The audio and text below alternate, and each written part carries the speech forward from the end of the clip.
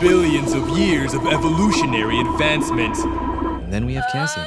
You promised me sexy stories and all I'm getting is depressed. Happy day, I'm Gloom, and today I'm here with Yammy! Hi! Today we are playing a visual novel called Seduce Me, in which Yammy and I will voice all of the actors. I hope you guys enjoy it. There we go.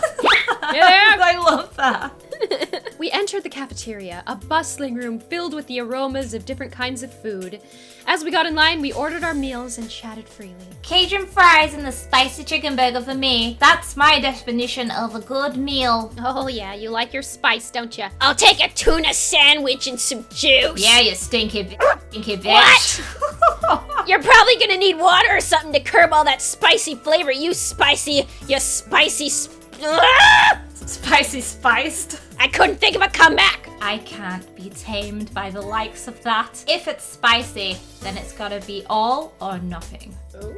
Ugh, you're crazy. Hell yeah, I'm crazy. She likes her spice. I think I'm getting a migraine. I think I'll go with, do we want to side with Naomi? Do we want to side with our lovely, Suzu? Yes, let's go with Suzu because she's a spicy old girl. She's a spicy meatball. Get that. Might as well go spicy today. Once we got our food, we settled down at one of the empty tables, putting our backpacks aside to finally dig into the food. Suzu leaned back in her chair, tilting it back so she could rest her feet on the table by her food. Oh wow, Suzy, a bit of a slob, huh? All right then. Is there anything we want to talk about? Haha, bored already? I know. Let's talk about... Say, boys, and I will never speak to you ever again. Aw, why not? What's so interesting about talking about guys? It's not like any of us are gonna get boyfriends anytime soon. We don't know that. What if one of us does get a boyfriend? Come on, Glammy, get a boy. Clammy Glammy's never gonna get a boy, not with that name. Like, that's going to happen, Naomi. Look at us. I'm a tiny yellow Italian. I'm a tiny Italian. You're a ditzy blonde. Hey! No offense. And Anderson here, well, I guess she could land a boyfriend or girlfriend if she wants. Or girlfriend? What are you implying? She could be the lesbian if she wants. True. I agree. That's okay, Suzu. I'm not sure I want a boyfriend yet. Why not? It's our senior year. Might as well get a boyfriend. Ooh, it's starting to get spicy. Maybe she's just not interested in a relationship, Suzu. It really wasn't about wanting a relationship, but more there was no one interesting enough to be in a relationship with. Or is there? Naomi looked at me, wanting to continue the conversation. However, before she could speak, the speakers in the cafe started up, and an announcement echoed through the cafeteria. Miss Anderson, please come to the main office immediately. Please bring your things with you. Oh my! What's going on? Looks like our plans have been cut short. The men in the white coats have finally come to get you. Ooh. Suzu, don't joke around. What if it's serious? It's fine. If something happens, just call us. I'm nervous. Funny enough, something did happen. Dun dun dun. And it was certainly no laughing matter. The rain became heavier that afternoon, accompanied by rolling thunder now and then. The skies had turned black, though I couldn't see any of it under the black umbrella. I stared at the grass beneath my feet, unable to look at the people weeping around me. All I could see was the damp grass underneath my feet. Only the monologue of eulogies that floated through my ears reminded me that I was at a funeral. Oh my gosh, who died? It was only when the speeches ended that I was finally able to raise my head. Oh! What? A small gathering of people, mostly made of relatives that I didn't even know were related to me, were huddled around a simple, small grave. For a while, all I heard was the sound of raindrops on umbrellas. If it weren't raining, everything would probably be in a heavy silence. It's getting intense. It's getting intense, Yammy. Who died? Is it our daddy? I think so. I looked beside me, where my... Oh. What? Oh, fuck. I looked beside me, where my father was standing and holding up a large black umbrella for our small family of 3. His face was emotionless, a strange sight next to my weeping mother. I wondered what was going on through his mind. Maybe Grandpa? After all, etched into the smooth gray tombstone before us was his father's name. My grandfather, the one who raised me like his own daughter, had passed away that day. The ceremony was small, only close family were allowed to come. Slowly, though, people began to leave, leaving my father, mother, and me behind at the grave. I thought we were gonna seduce Yo, people. I What's was going on? confused here because she said that loads of people were there that she didn't know, and then it said it was a small family gathering. What? Oh yeah! What, are they lying to us? A man dressed in a clean black suit under the uniform black umbrella of the funeral attendees walked toward us, introducing himself as grandfather's lawyer. He pulled out a few documents from his suitcase and began to read aloud its contents. And now I shall read Harold Anderson's last will and testament. Only my parents and I were allowed to be present for my grandfather's will. It was under strict request of his lawyer, and there was a reason why. And to my dearest granddaughter, I give my estate. All the furniture and decor that resides within the house shall also be given to my granddaughter. We're millionaires! Oh yeah! Glammy's a millionaire! Well, we're glad that old man died. We're rich now. Woo! What? I couldn't believe my ears. I had earned the family estate? At 18? That was impossible, and yet it was written by my own grandfather's hand. Oh, it's the dad. He passed the family estate to her. Why am I not surprised? Uh-oh, your dad's mad at you, Glammy. Dear, That was good. did he say anything about what will become of the CEO and the chairman position of the Anderson Toy Company? No, it is presumed that the vice chairman will succeed the position. Oh, even bitter to... fuck. Even to the bitter end, he wouldn't give in. What a stubborn old man. Shaking his head, my father turned to face my mother with a serious expression on his face. About the estate, should we send her there to get used to the building? It'll be a good place for her to live after high school. Are you sure we should? Why not? This would be a good experience for her. Honey, what do you think? What, they're just gonna ship her off? What? I wasn't really sure what to say. Why did my grandfather think that I was the appropriate heir to the mansion? Was I even ready to live on my own? Oh, we're gonna have a mansion. It's gonna be crazy. It's gonna be pimpy. Pimpy. Let's hope. Kinky. I want to get some kinky pimps there. Yeah! Well, that seems to be it. We'll be taking our leave now. I'm sure the little heiress needs some time to adjust. He is salty. He is salty old sea salt. And Mom's mad. David! Oh! It gets me every time, man.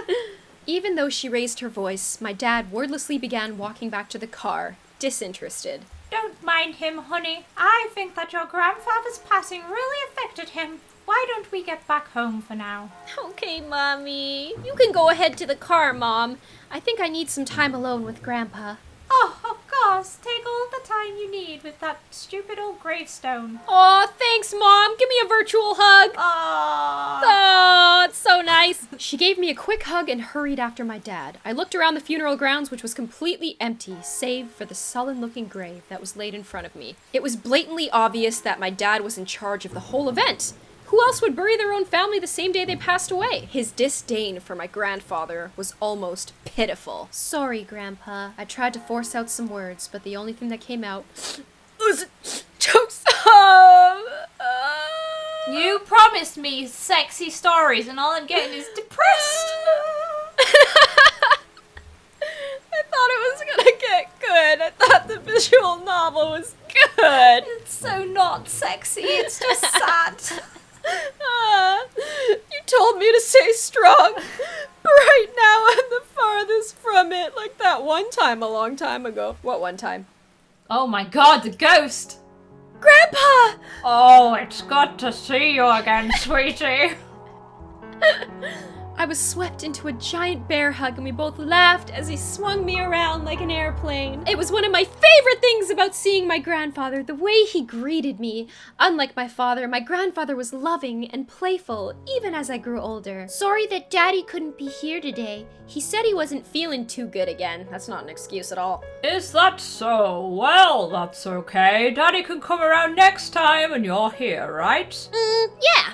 So, what are we doing today, Grandpa? Mommy says that there's a new dessert cafe open in town. Maybe we could go? Oh, I would love to, but I've been so busy with the company these days. We're actually working on a little something. Would you like to see? My huge extensive dildo collection!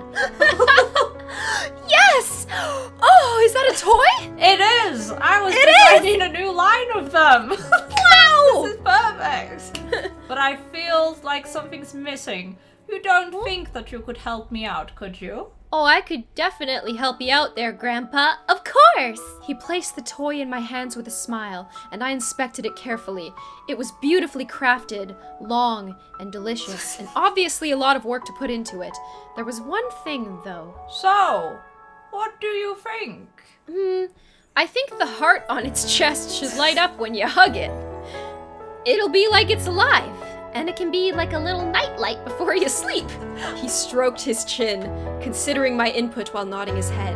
After a few moments of silent deliberation, he turned to me with a chuckle. That's a great idea! Women will love it! I'll get to changing it right away. You're always like my lucky little charm, dear. You always know what to add to make the perfect toy. Well, I hope I can be like you one day, Grandpa. You want to make these toys as well? Well, making people happy is the best feeling in the world. I don't know if I want to make toys when I grow up, though. Don't worry too much about it. You have plenty of time to decide. Besides, you should do what makes you happy as well. Aw, Grandpa. That makes sense. Daddy doesn't think of it in the same way, though. Your father, I'm sure that he just wants the best for you. Oh, Grandpa. I'm not so sure about that, though. Sweetie, look at me. Okay, I'm looking at you. He bent down to look at me at eye level with a serious look on his face. As much as your father may say something that he doesn't make sense, neither do I make sense. What the fuck am I saying? Words of wisdom. As much as your father may say something that doesn't make sense now, you must remember that he's always thinking about you. He loves you. There's no doubt about that. And you need to love him as equally. I don't hate Daddy. I really do love him. I don't know why he's like this, though. Your father and I have had some difficulties with each other in the past, but it's nothing that you should be concerned about. I had heard tidbits of this from my mother and various other people. The only people who stayed quiet were my father and grandfather. Both of them refrained from saying a word on the subject matter, but it was clear that whatever happened set up a wall between them. It's hard, though, trying to pretend as if nothing were wrong. However, no matter what, you have to stay strong. You're a big girl already, and well, Oh, you're very big. You have big areas all over your body now. thank you. There'll come a day when it seems like it's you against the world, but remember that your family and friends will be here with you. Oh, Daddy, Mommy, your friends at school, me, will stand together through it. how can you be so sure of that, Grandpa? Because we'll be right here. And here. And there, and here, and there. He pointed his finger to my head first and then pointed at my chest. So stay strong. Promise? For a moment, he looked almost sad, pleading, but as quickly as it had come, the expression disappeared from his face, and he was all smiles once again. Promise. Upon hearing that, Grandpa let out a great burst of laughter and stood up. I think I'm dying. Don't die, Grandpa! Alright then, enough of that. How about I whip up some special homemade dessert?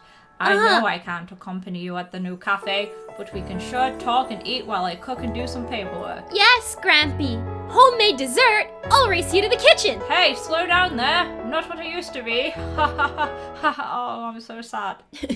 You willed me the very home I love to see you in. Why? Why would you think I would be ready to take it? Especially after this? A surge of anger bubbled within me, but I quickly swallowed it. There was no use in getting mad, especially when the person in question was no longer there. I'm sorry. It's hard to stay calm when you've left me with so many questions, especially about what happened between you and Dad. What am I doing? Talking to a grave. My vision blurred and I suddenly realized that I was crying. My face heated as tears rolled down my cheeks. I'll bring you some flowers later.